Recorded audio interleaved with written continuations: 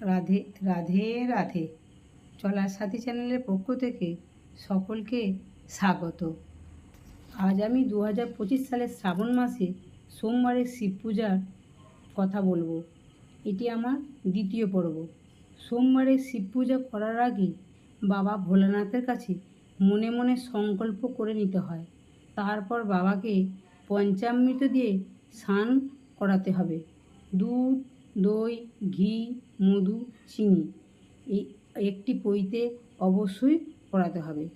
দুধ দিয়ে স্নান করানোর সময় এই মন্ত্রটি পাঠ করতে হবে। ওম হং ঈশানায় নমঃ। দই দিয়ে স্নান করানোর সময় এই মন্ত্রটি পাঠ করতে হবে। ওম হং অঘোরায় নমঃ। ঘি দিয়ে স্নান করানোর সময় ওম হং বামদেবায় নমঃ। মধু দিয়ে স্নান করানোর সময় ওম হং সদ্যজাতায় নমঃ। চিনি দিয়ে স্নান করানোর সময় ওম হং তৎপুরুষায় নমঃ। নমস্কার।